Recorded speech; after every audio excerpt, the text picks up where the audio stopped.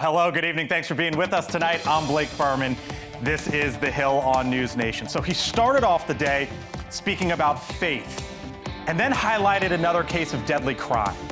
The president and the White House tonight now raising the case of a 23-year-old immigrant fatally stabbed on a Charlotte bus. So they're evil people. We have to be able to handle that. If we don't handle that, we don't have a country. Here's just some of the stories that we're getting into this evening. The president making those remarks while also visiting the Bible Museum, as he also vowed to protect prayer in public schools. The new guidance from the Department of Education. Also tonight, warships, planes, and a submarine. You know that video right there.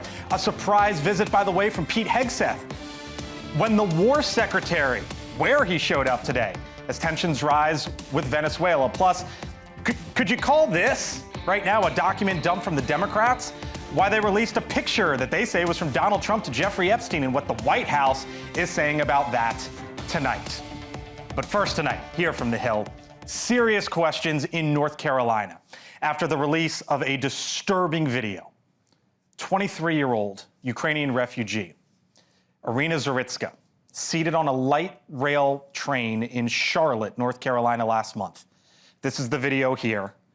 If you haven't seen it, it is disturbing. She was attacked from behind in what police call a random act of violence.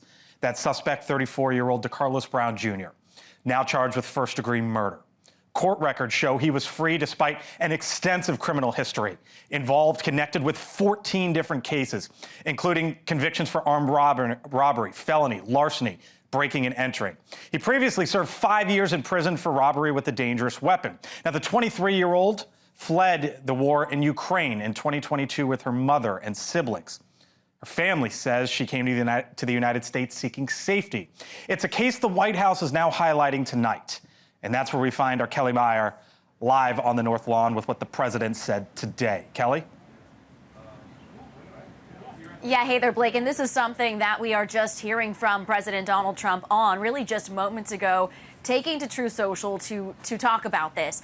He posted about the woman and basically blaming Democrats, saying that they have blood on their hands. Take a look at this Truth Social post. He wrote in part, quote, "I have seen the horrific video of a beautiful young Ukrainian refugee who came to America to escape the vicious war in Ukraine and was innocently riding the metro in Charlotte, North Carolina, where she was brutally ambushed by a mentally deranged lunatic." As you mentioned, the suspect has a criminal record that includes charges of robbery, armed robbery, felony larceny, breaking and entering, and shoplifting. Here's more from the president. He also spoke about this earlier today at the Museum of the Bible. There was also a horrible killing recently in Charlotte, where I talked about, and so many others, and we're going to get to the end of it. And you know, when you have horrible killings, you have to take horrible actions. The president drawing attention to this as it highlights what he's been focusing on here at the White House most recently, and that's crime, really something he's been focusing on the last 8 months and on the campaign trail leading up to this. They also sent out an email blast from the White House a short time ago, blaming this all on Democrats, what they call woke policies. We did reach out to North Carolina former governor, now Senate candidate Roy Cooper, and his team. We did not get a response, but he was mentioned in the Trump's Truth Social post. Blake.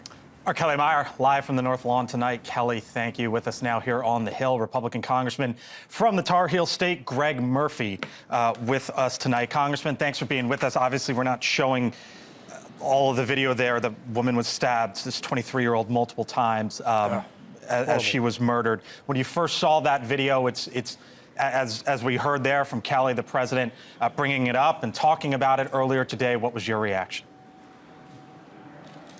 Words don't describe that, Blake. That was horrible. It's a tragedy. And honestly, it just highlights the defects that we have in our criminal justice system. And, you know, gosh, my kids live in Charlotte. I actually texted them today. I have one that rides that light rail, just to always be aware of your surroundings. But it highlights the fact that we've had policies which have been pro-criminal for quite some time, and these are some of the repercussions from it. What changes need to be made there in North Carolina and in Charlotte? As I hear you talking, we're obviously talking to you as a member of Congress, but it sounds like you're also a concerned father. Yeah. Yeah, sure. I mean, North Carolina is my home. I look at what, Roy Cooper is running for Senate now. When he was Attorney General, also soft on crime. We have a governor now soft on crime, and his remarks today were just astonishing. This is where this cashless bail thing, this is where criminals need to be locked away. Criminals deserve to be in prison for what they've done. And God, look, we have to have a safe society for people to be in. And sadly enough, this gal comes from Ukraine, where, Putin's dictatorship is creating such a havoc in Eastern Europe. Here she comes, and she's trying to seek safety in the U.S., and this is what she gets. These are some of the problems that we see because of, domestic wokeness, if you will, allowing people like this to out on the streets and doing horrible things like this. I just heard you bring up. It's hard even to talk about this, Blake. It's so disgusting. I just heard you bring up Roy Cooper, who was the former governor there. Of course, he's running for the United States Senate as a Democrat. The president, in his post, mentioned vote Michael Whatley, who is the Republican candidate in this case. The White House is clearly linking this to the Senate race. Are you comfortable with them doing that?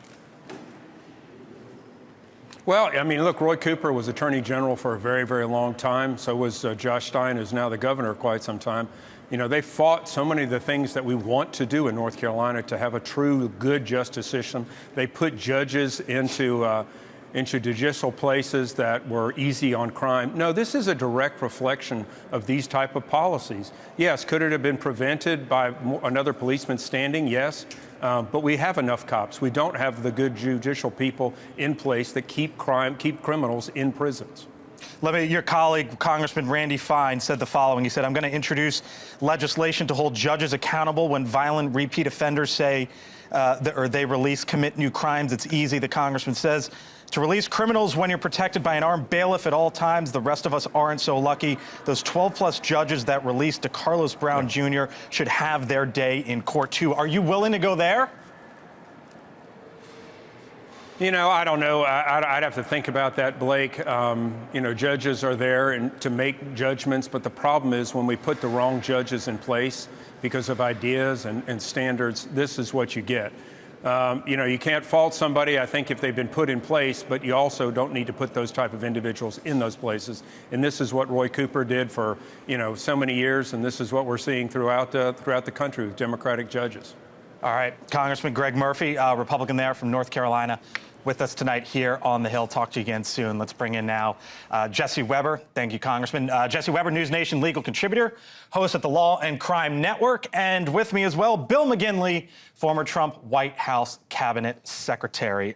Bill, hello. Jesse, thanks for being in. I'm going to start with you. You obviously heard what the congressman had to say there, but I think it gets in part to a question of when you have someone who commits as many crimes as this suspect did, as this man did, over so many years, I think there's a reasonable question there of how's he on the streets? It is a reasonable question. I cover these kinds of crimes, unfortunately, all the time, and I always ask myself, did the system fail? Was this an issue where you had a judge who improperly deviated from the norm, or is this unfortunately what the system is like? And what do I mean by that? Judges are constrained by what the sentencing and bond guidelines are. So, for example, you take something what happened in January. He was arrested on a misdemeanor, misuse of a 911 system. That, if I understand it correctly, is about 4 months in jail. Now, the judge could have, let's say, actually denied bail. He couldn't have been locked up potentially longer than the sentence. So he may have been out regardless. Now, yes, he has this prior history. He served 5 years in prison. It does become a question, was there more that could have been done? We can look at his history. We can look at the number of prosecutions. Why were certain charges maybe not advanced to full-blown prosecutions? Did the judges sentence him ultimately based on the guidelines? Was there a deviation? Maybe. But it's also not just so simple to say that judges were lenient across the board. This may be that they were constrained by the laws in each state. Bill? Look, I think it's judges plus. I think it's judges plus the DAs and the policies that they're doing, the prosecutorial decisions that they're making, the sentencing recommendations and everything they're doing. It's the political leadership and law enforcement and the police department. Is there adequate policing? Are they doing the right place at the right time? But also the political leadership in these cities. Are they setting a tone where it's going to be criminals first or victims first? And what we've seen in a number of these cities that we've gone way far afield from where the criminal justice system takes care of the victims and prosecutes the criminals, as opposed to what we're seeing in some of these cities right now. Are you willing to go, though? It was interesting. Congressman Greg Murphy basically said, I need to take a look at this. He wasn't ready, basically, to answer the question there about Randy Fine, and maybe the congressman hadn't seen it. I'll give him the benefit there. But what about this concept of legislation to hold judges accountable, Bill? But I think it's judges plus.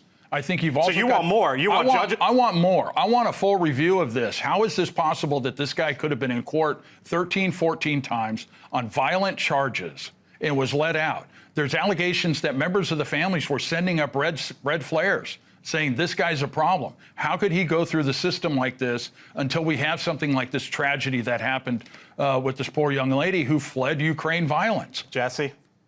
Look, there's nothing wrong with asking questions. I think we do have to be careful about holding judges criminally responsible for the decisions that we make, because we also have the same conversation about politicians making decisions that ultimately result in someone being affected or someone dying, right? So I think the question becomes, we have laws in place about judicial misconduct and tampering with evidence, obstruction, and bribery, but to penalize, to hold judges criminally responsible for decisions that they make, that may be a road too far at this point, but there's nothing wrong with going back, looking at the history, seeing why certain decisions were made, and also looking at the prosecutors. Why weren't certain charges actually advanced toward convictions? That's something. Was it an evidentiary issue? Were there witness issues? Or was it a system of being too lenient? I think when you look at a crime this heinous and this senseless, it's very fair to look at that. And also, by the way, there was questions about involuntarily committing this guy. That's also limited too, right? There's only so long you can hold someone locked up. Unfortunately, we don't live in a society where we can lock someone up indefinitely if they're dangerous. That's just the law that we have. Maybe there needs to be a change. And holding judges criminally responsible, I think we have to be careful. I was going to say one of the things that we can actually do is elected judges, elected DAs, elected political leadership, use the recall laws. If you fail to keep your community safe, if you're not willing to have the political will to do what it takes to make the streets in your community safe, you don't deserve to be in office. I see Jesse nodding along. We'll have to leave it there. Jesse Weber, thank you, sir. Appreciate it. Talk to you again later this week. Bill McGinley here later in the show. All right, still to come tonight here on the Hill. Back to school. It's that time of year. Don't you know? It's been that way for a couple weeks now, I guess.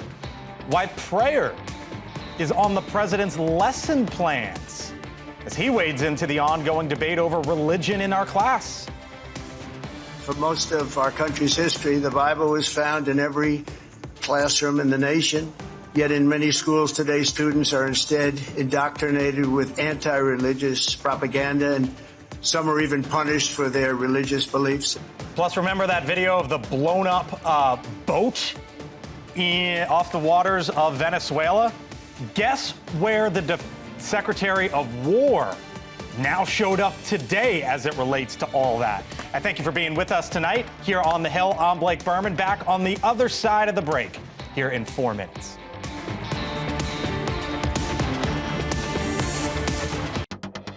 We have to bring back religion in America, bring it back stronger than ever before. To have a great nation, you have to have religion. I believe that so strongly.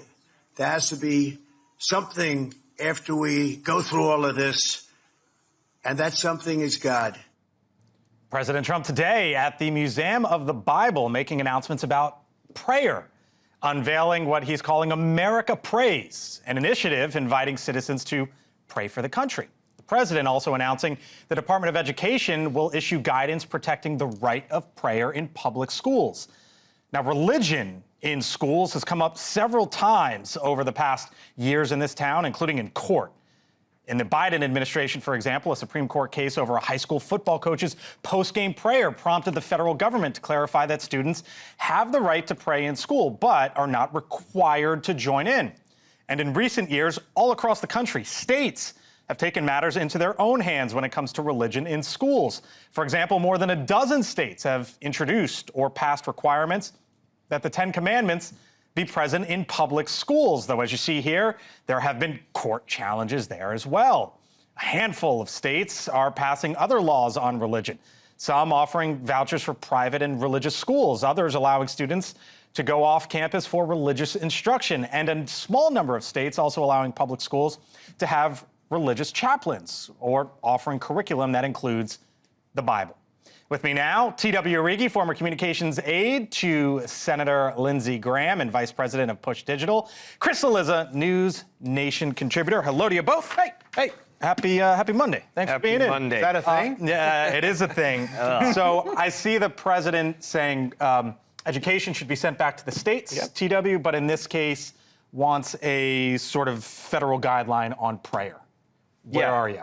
Well, first of all, I believe that the First Amendment is made to protect people of faith from the government, not the government from people of faith, as a principle.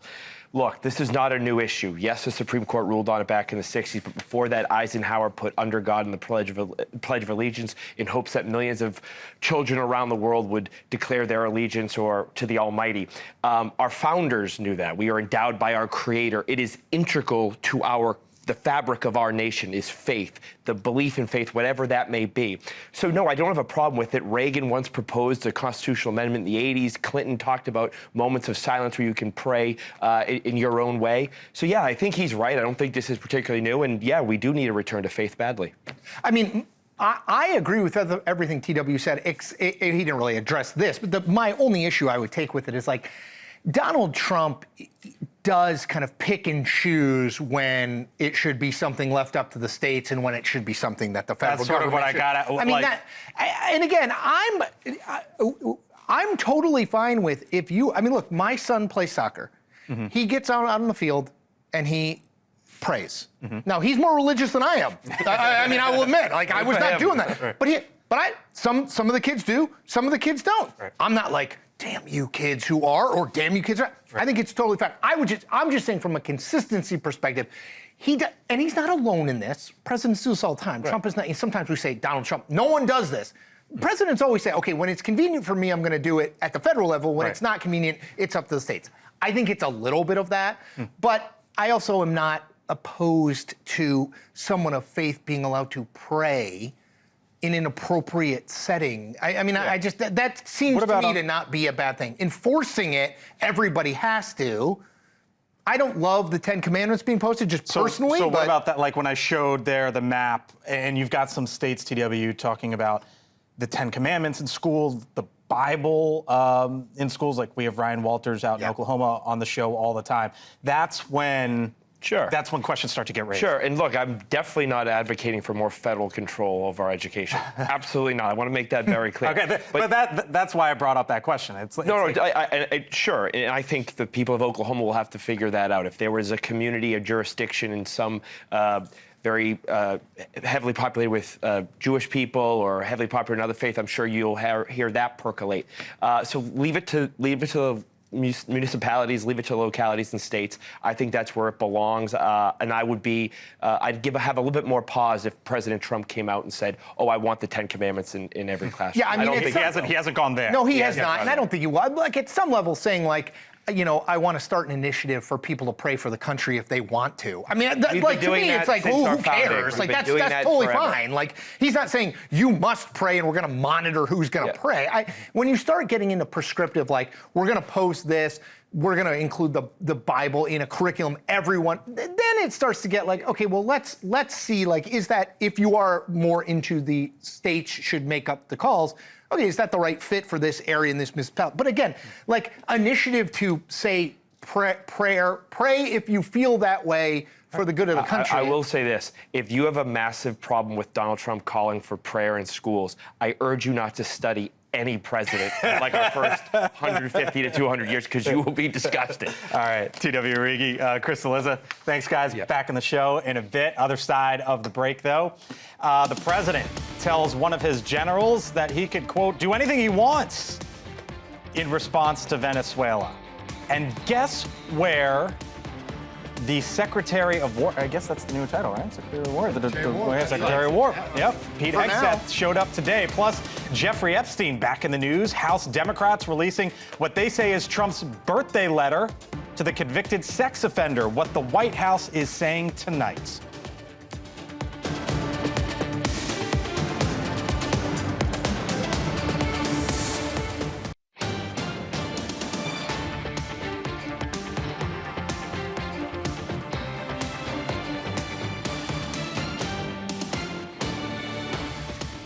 6:30 here in Washington. Thanks for being with us tonight. Tensions in the Caribbean continuing to heat up as the president rapidly builds up military forces. The Secretary of War, Pete Hegseth, and the chairman of the Joint Chiefs of Staff, Dan Kane, would you look at this, arriving in Puerto Rico today, where the military is now deploying F-35 fighter jets to combat drug cartels. The move also seemingly a response to Venezuela, who just flew 2 F-16 fighter jets over a U.S. vessel.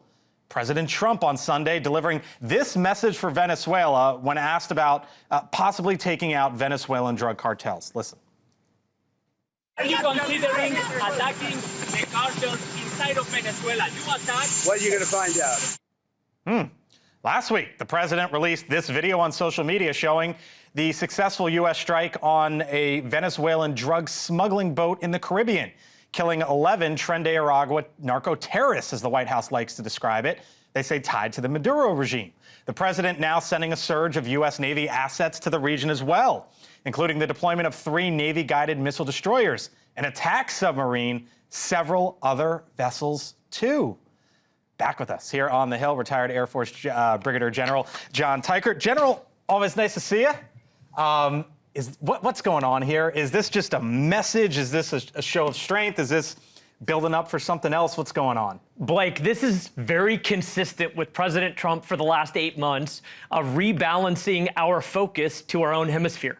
It's a little bit like the Trump version of the Monroe Doctrine, which means that we are focused on our primacy here in our own backyard and rebuffing malign influences and foreign actors from acting where we should be acting in our own hemisphere. Well, you say that, but a lot of the foreign policy has been abroad, right? Iran, the Middle East, Russia, Ukraine. This is kind of the first, unless I'm missing something, major thing in our own, this isn't our backyard, but it kind of is. Like, I would say the southern border, Golden Dome, right. Panama Canal, those are all tied into this version of the Monroe Doctrine from President Trump.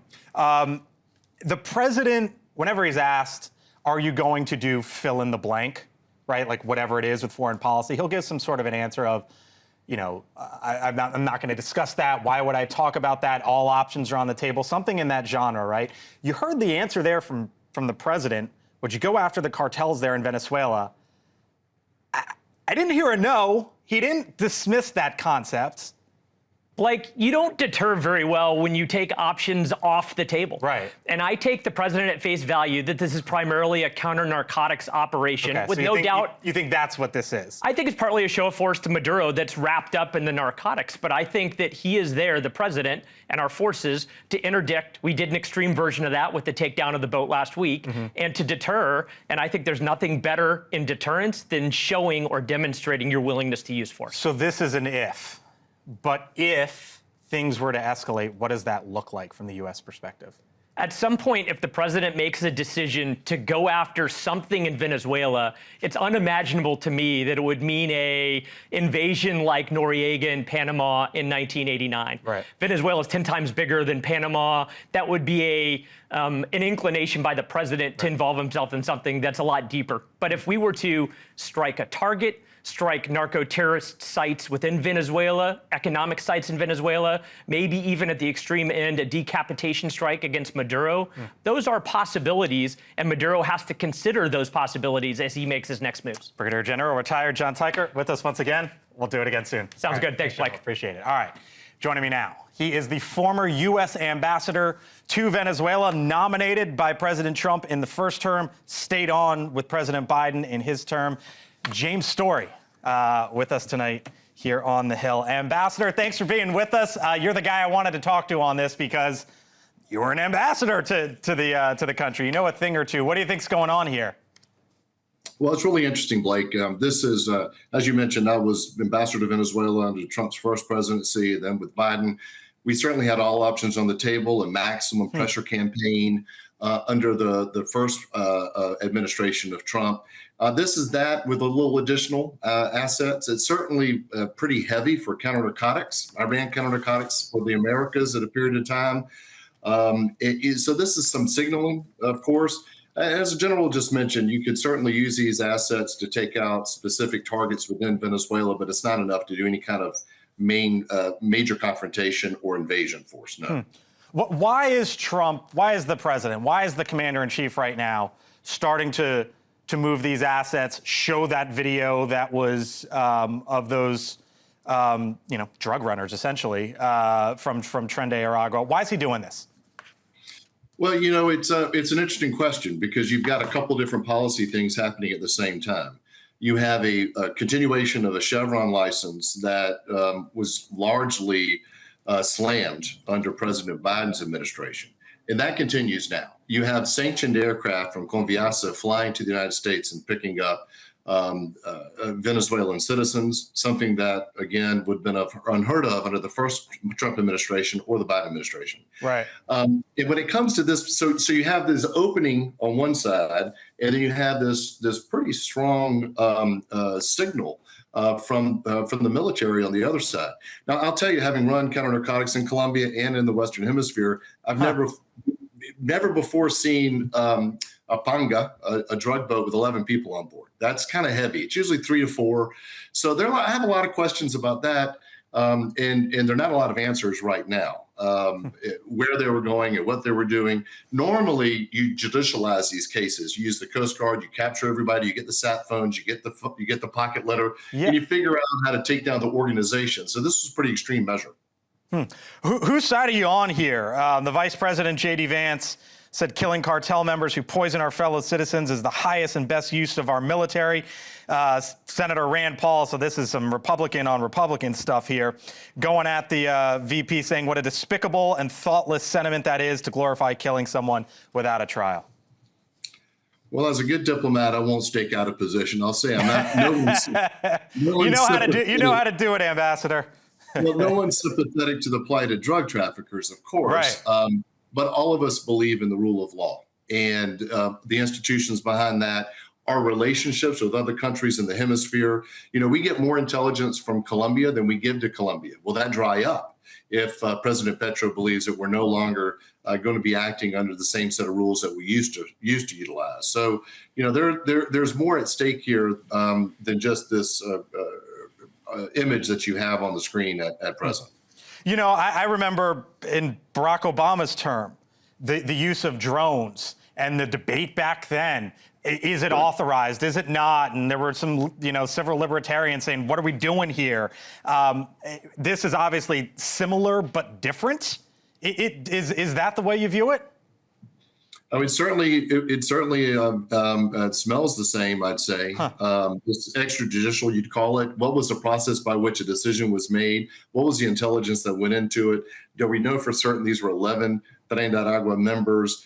Even if they were, is this the appropriate use of force under these circumstances? Again, I'm not sympathetic to drug traffickers, don't get me wrong.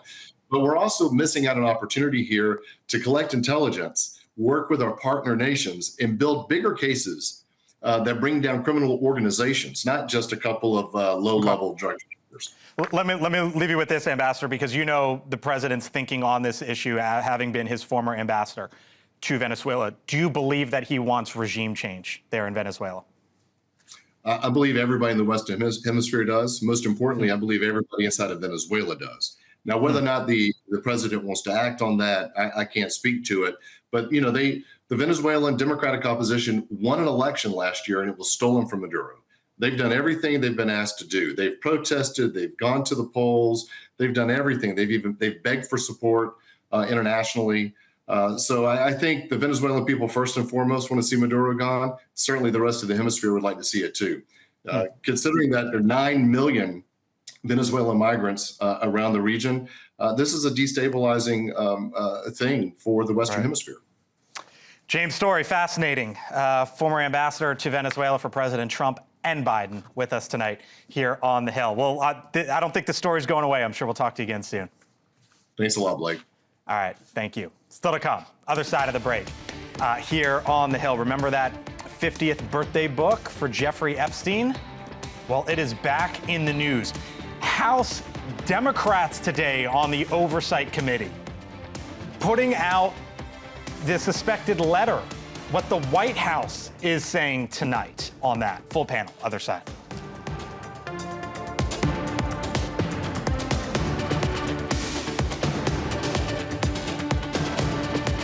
Bill O'Reilly uncovers the world's most ruthless men, past and present, exposed. Evil is contagious. Leland Vittert hosts Bill O'Reilly, Confronting Evil, Wednesday, 10/9 Central, only on News Nation.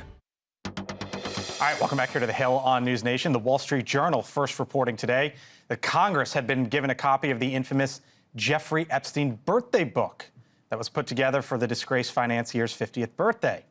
Some people, as we're about to show it, might find this picture offensive. House Democrats, Oversight Democrats, posting to social media, quote, "Here it is.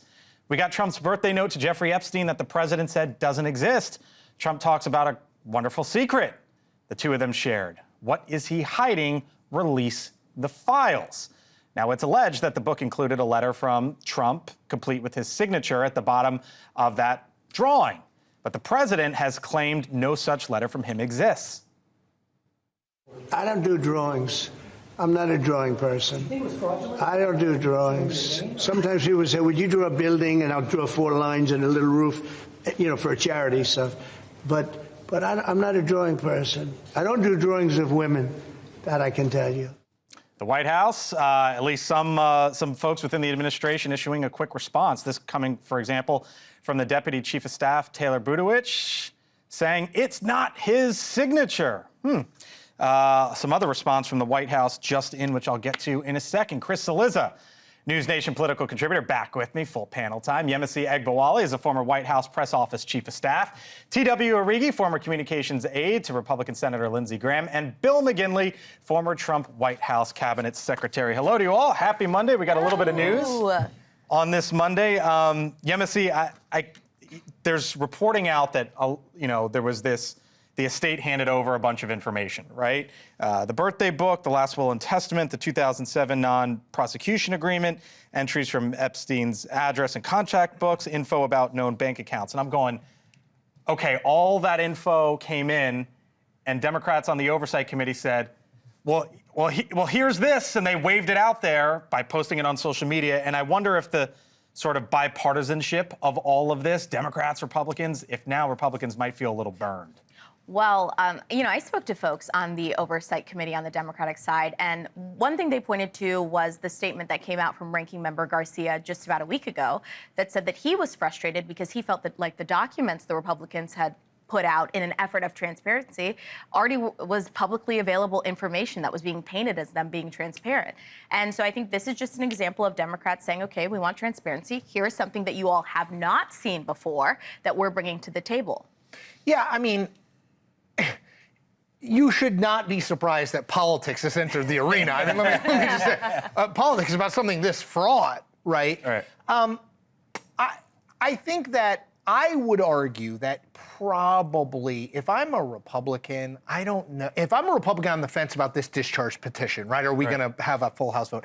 I don't know exactly how this plays. I know the effort from the White House to say this isn't him, he didn't sign it. The Wall Street Journal which originally reported this story, did a breakdown on the signatures. I mean, I am not a signature expert, but it looks pretty close. I mean, it just seems to me like it probably is the case that someone under him maybe wrote this, he signed it, or it seems unlikely to me that this is a full-on hoax. So Caroline Levitt, moments ago, the latest piece published by the Wall Street Journal proves this entire birthday card story is false. As I have said all along, it is very clear President Trump did not draw this picture, and he did not sign it. Case closed. That's it. You're all good. Moving on? No, I just don't care. First of all, this came out already that this letter may have existed. I don't know if it's real or not. Maybe it is, maybe it isn't. It's irrelevant. We know Donald Trump knew Jeffrey Epstein. He has said it. James Patterson corroborated his story about when he kicked him out of Mar-a-Lago. We know that they once were friends. The victims who gave such powerful testimony talked about this and said, we met a lot of powerful people and people who are out there publicly as associates of Epstein, and they said it's up for reporters and others to actually hold them accountable. So I don't care. They said there's plenty of people who are innocent who knew Epstein in a different capacity. They all said when asked point blank, was Donald Trump at anything that you were at? They said no when interviewed on another network. So I think it's much ado about nothing. Look, we know some of the names. We ought to prosecute them. Justice must be served. But the fact that he wrote a birthday card, who cares? Does anybody credibly believe that if the Democrats had any information about Donald Trump and Epstein, it would have been released in 2024 before the election? They would have used it to smear him and attack him. This is just a failed attempt by the Democrats to struggle for relevancy. While you have the D.C. crime process, you've got the immigration raids that are going on to try and keep America safe. But you asked whether this could destroy trust between the two. If I'm Chairman Comer, I'm going to be like, you just played your best card. That's it. We're done. I mean, I think the ambassador's right. I think the problem is everything gets conflated. I believe two things to be true: that this letter probably is real, and he probably signed it, and then he lied about it because he got caught. Like a lot of people lie when they get caught. And I'm with the ambassador. Like, if you know anything about how politics works, if there was a smoking gun in the Epstein files about Donald Trump's involvement in the sexual exploitation and sexual trafficking of young women and girls, it seems to me very hard to believe that wouldn't come out. Like, I think both of those things can be true. I always wonder this about Trump. He lies about such dumb things. Like, if I'm him, I'd be like, yeah, we were friends. It was a joke. Who cares? Like, To another signature or questions about another signature. Because That's the a auto great pen, transition. the auto pen has come back. NewsNation obtaining this memorandum for Susie Wiles, White House Chief of Staff, from the Office of White House Counsel. And it's a 17, I have it right here, page document or whatever it is, 15 pages, something like that, 13 pages. Yemisi, you were Chief of Staff to the Biden press shop. And in this is a document put together by the current White House with excerpts of old emails about who knew what about the use of the auto pen. I would say, and I'll get Bill's point here in a second, that there's no real smoking gun here, but it does raise the question about who knew what when in the Biden White House on this. Do you have any concerns that the auto pen was misused when it came to pardons and clemencies in the final days and hours of the Biden administration? No, I can speak to the staff that worked in the staff secretary's office and Jeff Zients' staff, and they work with honesty and integrity, and they did for the 4 years that they worked in that White House, and they're longtime civil servants. Obama's used an auto pen, Trump has used an auto pen, Biden has used an auto pen. Things happen fast in the White House, and a lot of things are just spoken. And if Jeff Zients and President Biden spoke verbally to each other, and then Jeff Zients relayed that to his own chief of staff, then that message trickling down to the staff secretary makes total and complete sense. I think I can get in the weeds about some of the people that were granted commutations or clemency that I think that's the discussion and the debate and the smoking gun there. Did you find anything in here? I found a couple of things. Number one, the Department of Justice did raise issues about the legitimacy of some of these pardons. They said, wait a minute, stop. They also said that when the Biden White House was coming out and saying a lot of these pardons were all nonviolent, that they went through and actually found violent criminals. And equally troubling, they never contacted the victims to hear their side of the story. Article 2 vests pardon authority in the President of the United States. Not the White House, the president. Get rid of the presidential pardon power. It's been abused over and over again. Get rid of it. I don't see. Now it's way easier for me to say that than for it to happen. I grant that, but it's been abused too much. I'm not ready to go that far. Yes, a lot of presidents use the auto pen to sign happy birthday notes to like the 100-year-old grandma in Iowa. More than happy But let birthday me just notes, say this. yes. Let me just say this, and I've said it on these airways 1,000 times. Woodrow Wilson suffered a stroke, hid it from the public for a year, and his wife served as president. This is the largest scandal we have seen regarding the health of our president since Woodrow Wilson. Nothing is being done. We said after Woodrow Wilson, never again, and we didn't put enough safeguards in to make sure that the presidency was handled with better care. The people deserve a president and commander-in-chief who is fully in charge of his facilities, and they need more reform. That document with the Her report screams 25th Amendment. All right. Didn't think we'd be talking about either of these two issues today, but here we are. Thank y'all. Appreciate it. Still to come, other side of the break. It came out of left field. The viral moment. Plus, what's trending when The Hill returns.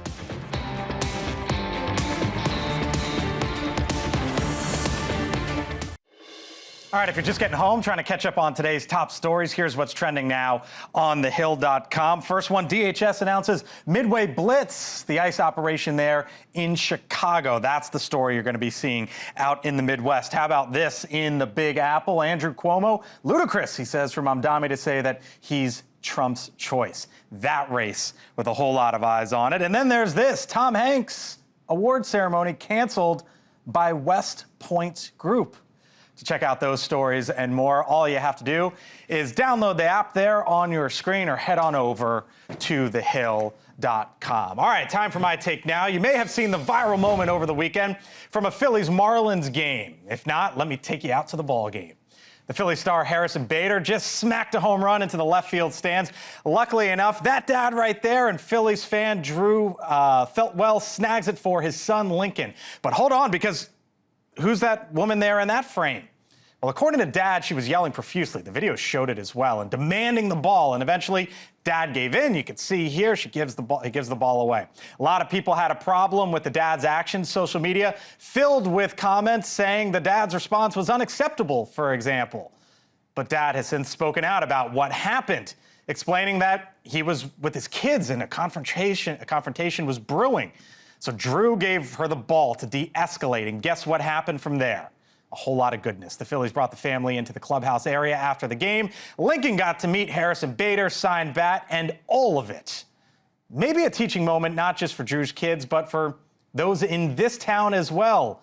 A little give and take can get you a whole long way with things that weren't even on your radar at first. You don't always have to, as they say, play hardball. I'm Blake Burman. I'll see you tomorrow.